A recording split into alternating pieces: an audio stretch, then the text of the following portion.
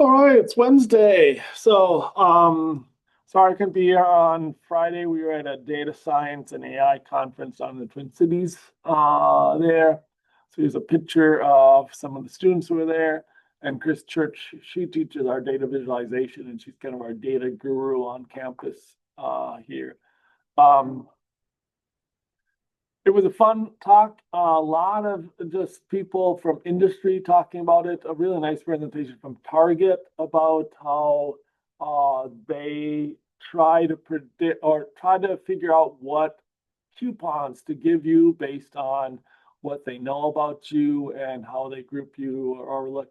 And they're talking about using more generative AI now so they can generate individual ads. Right now, they might have, you know, 12 or 20 different ads they send out to different people in different groups, depending on where you might be and what group they think.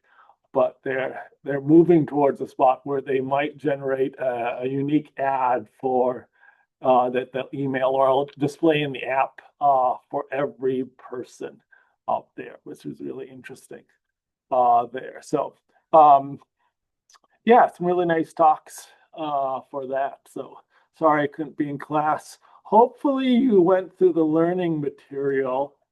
Um, there was this worksheet here that hopefully you went through and looked at talking about how to create an array and print out an array for that stuff. And so, I mean, the idea here is we should be able to print out and work with arrays. So again, you should be able to take this code, bring it over into like NetBeans, declare an array, and print out an array here. Our arrays, our declaration, I'll just spend a couple minutes today just doing a quick summary, maybe like 5-10 minutes, and then we're going to have you work on an activity. I think I'll have you partner up on an activity for this. So when we declare an array, well, when we just declare a normal variable,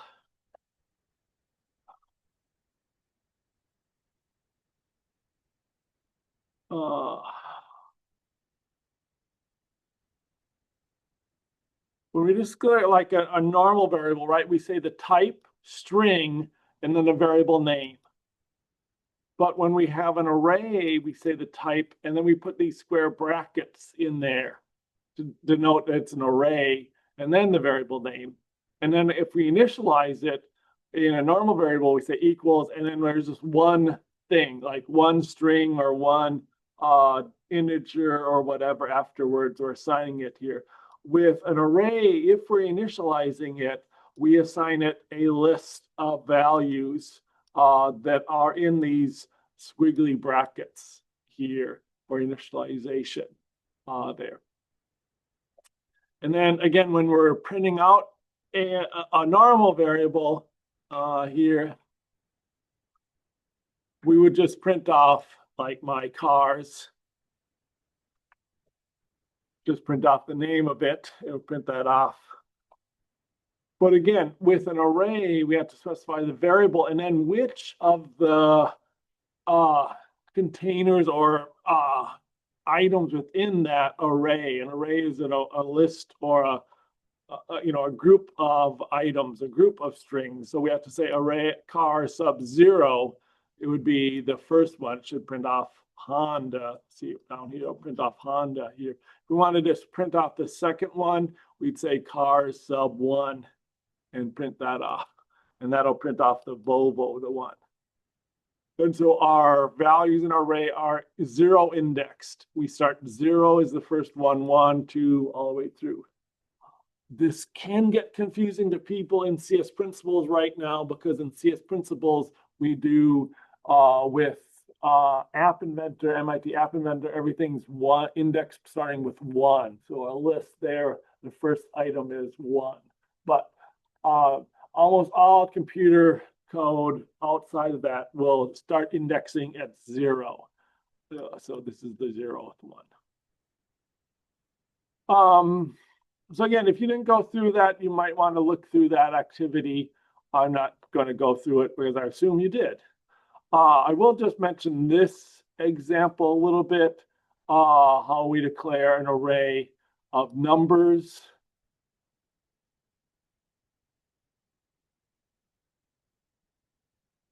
So here we're declaring an array, again, of integers. This is our type, and in square brackets, and it's called numbers, and it's a new. Now, if we don't initialize it this way, we have to initialize it this way. We say new, the type, and then how many spots we need. We need 5 integers for that. And again, that sets up, so you can, I often want to draw these out here. So, I mean, I'm thinking numbers.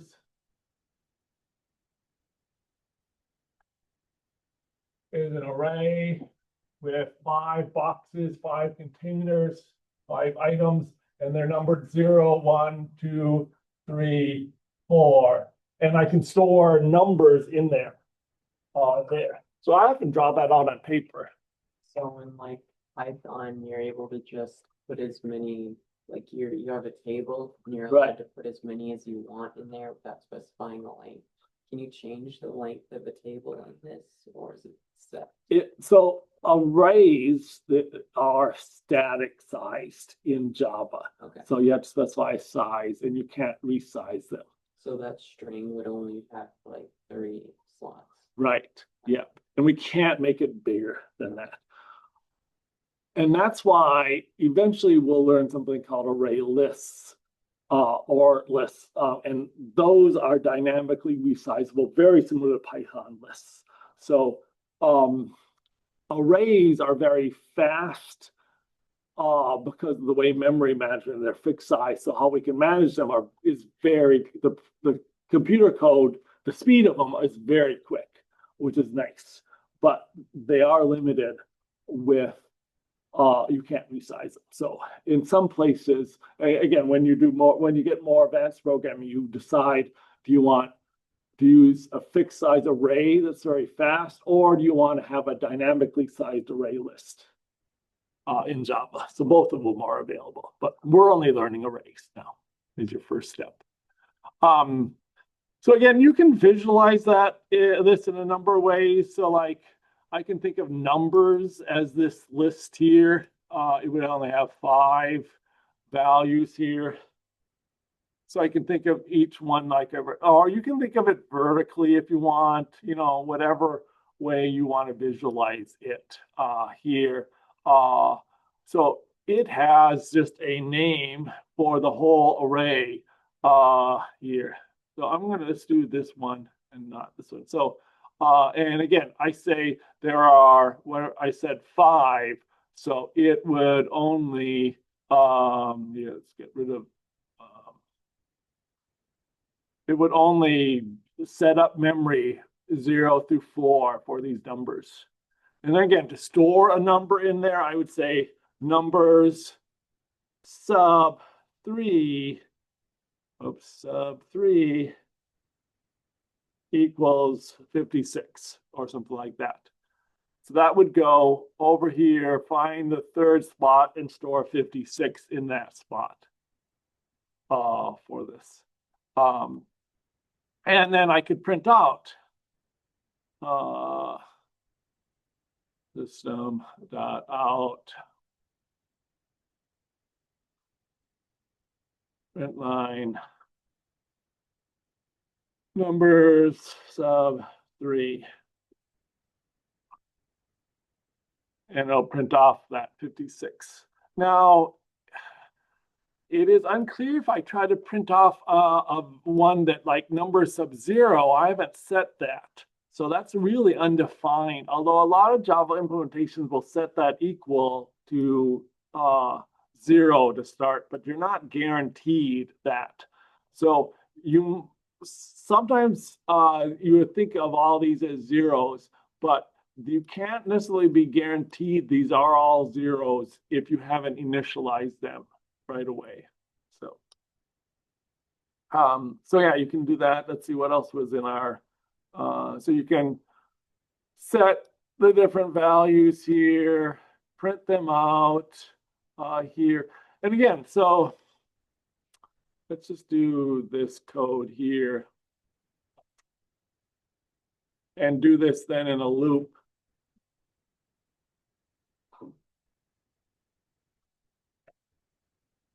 So here I'm printing off my numbers. And so this is where arrays and for loops go really well. So again, I'm saying numbers of 0, numbers of 1. So this index changes. So I could do this in a loop here. I could just say for maybe index equals 0. Oops. For int index equals 0. Index is less than 5 index plus plus. And then I could call this print command to print this out. But here, rather than always saying the number here, I can use my loop variable index. So then these lines and this line are the same here. They do the same thing. Now, and what's nice about this is that if I make this an array of 100 values, if I were to change this to 100 values, oops, I'd have to add 100 lines to this. Where this, I would simply have to make this 100 to do the same thing. And in fact, I can make this loop work in all cases because I can just actually say, I just want the size of my array of numbers. I can say numbers dot, oops, my autocomplete is going crazy here. Numbers dot length.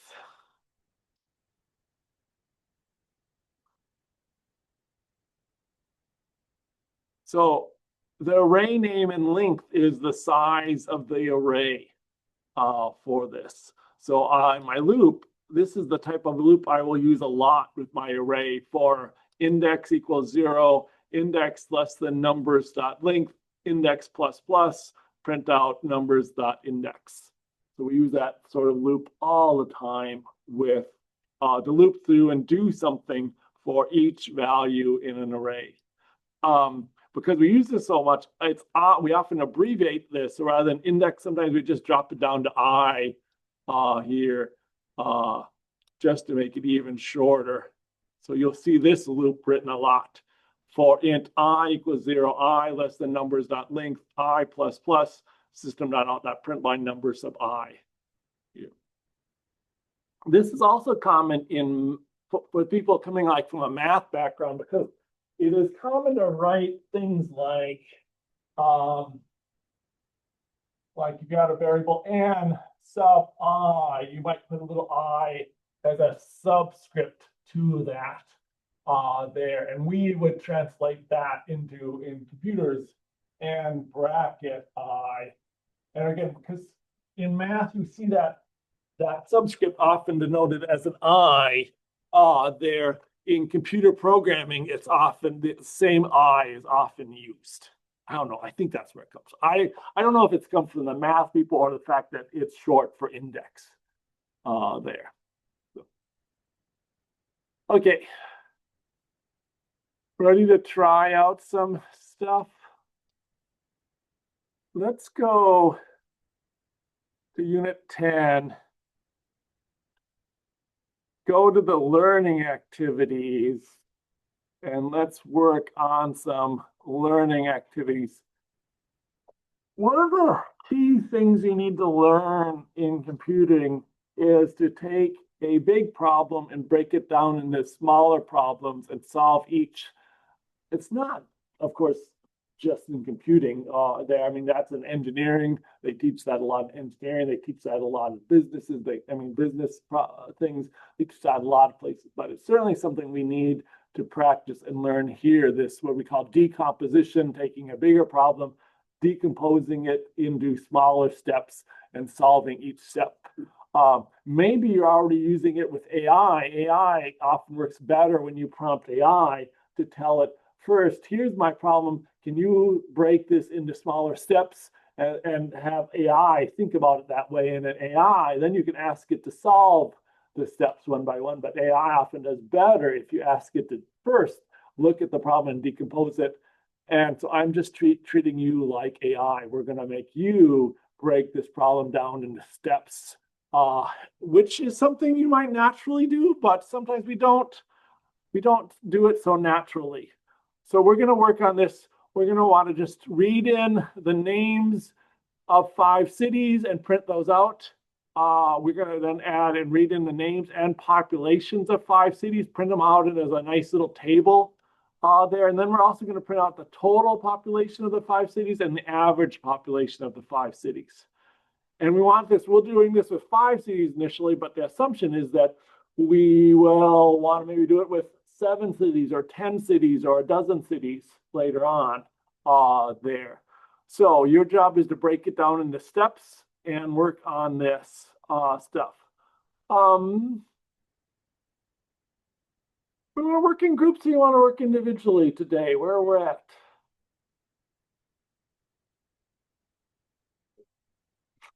Kyle's voting individually over there. Okay, we'll go that. He's you're over there individually. So we'll start individually, but if you want to work with someone else, you're certainly welcome to do that today also. Again, this is just a learning activity, nothing to turn in or anything like that for this stuff. So start with this problem, see if you can break it down into steps, write down your steps, and then start completing them. We're going to want to eventually use arrays, but you don't have to use arrays with your initial solutions to it. You can always, in a later step, add arrays too. So decide how you want to break it down. Okay, I'll let you start working on this.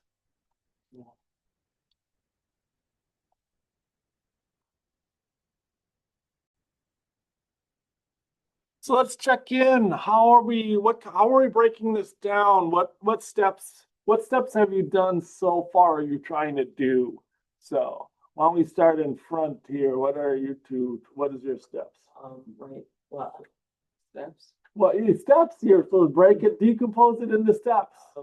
Step 1 was to get the user input for everything, for all the cities, or for a city and population. So get one city input for a city and one city's population. Yeah. Then you add it into a table. Right. So and then you said first you're going to get one city and then you're going to loop it, right? Well, we're going to get the city and the population, right? And we're going to add them each into a table. Okay. And we're going to loop it. Okay. Right. And then calculate the total population and average. Okay, right.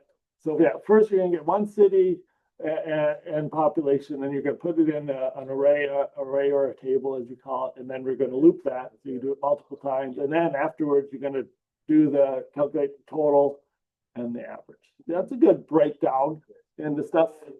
Kyle, where are you at? Where are you? How are you breaking this down?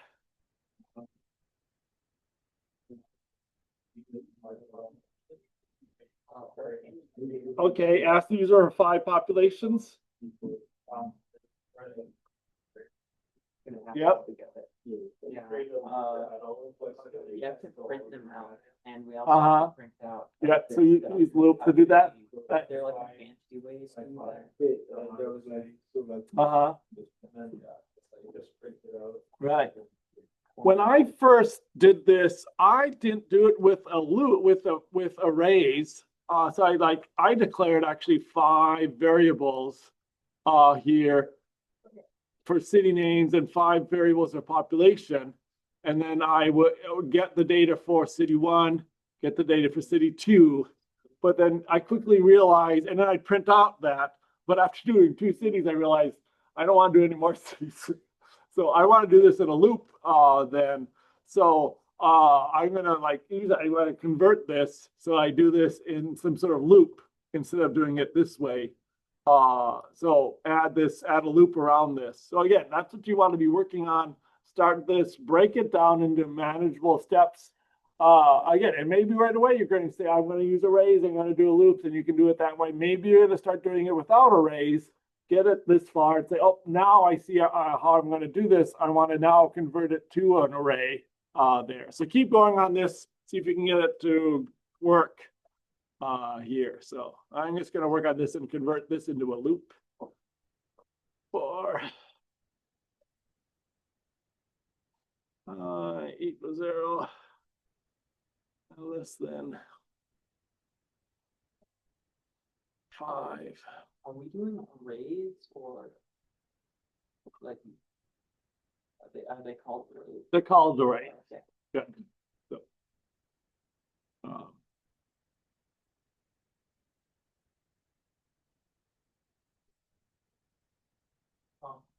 yep.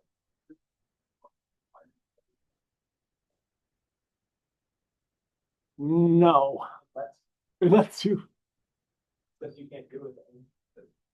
Right. There are times like where, let's say you are at, like, you're creating something and like you're going to go get all the records that all the cities with population less than or over 20 million, and you have something that checks that, and it has to return an array back from your thing. So it has to return an array of every city, but there might not be any cities that are over that. So there are possibilities where you want to basically return what we would call an empty array.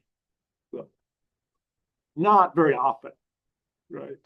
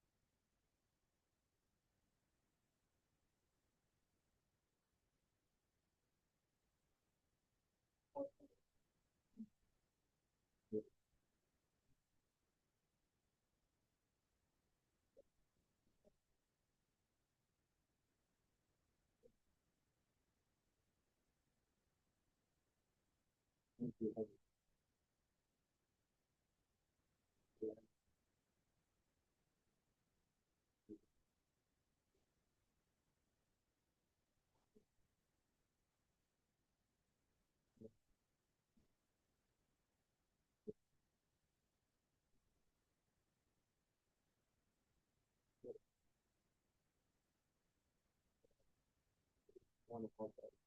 Maybe.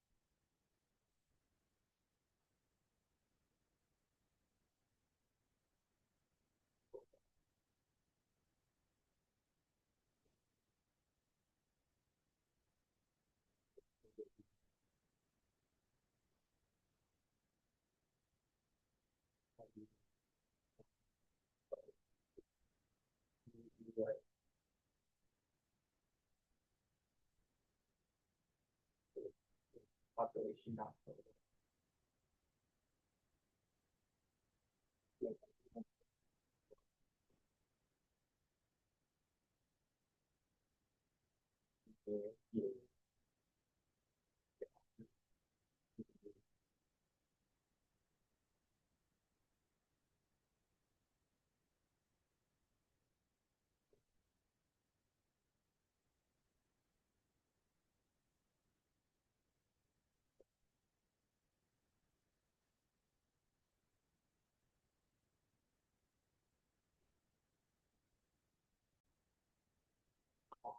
So just an update on our plan. So there's another learning activity here, generating random numbers, rolling basically a six-sided die, and then counting how many times, rolling it again, counting how many times you get a six, or how many times you get a five, or the different numbers, and then maybe totaling up that and displaying that.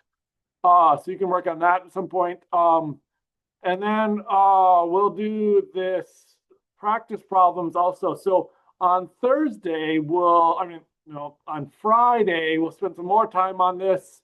And then for your discussion this week, you have to post your code for one of these things. It doesn't have to be your final code. It can be using arrays or not or whatever there, but some code here, post that, and then comment on two other people's posts.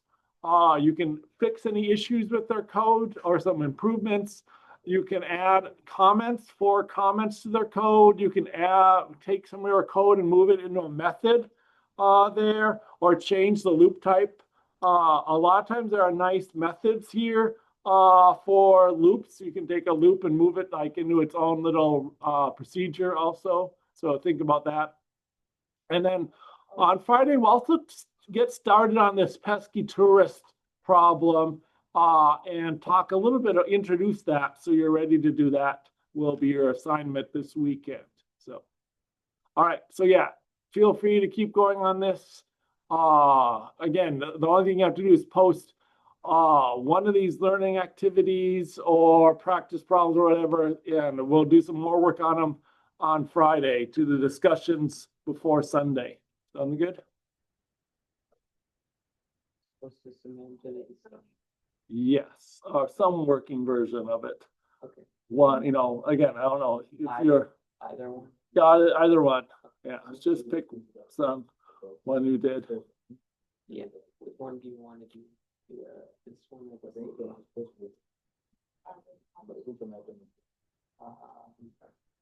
I was gonna post this one. Okay.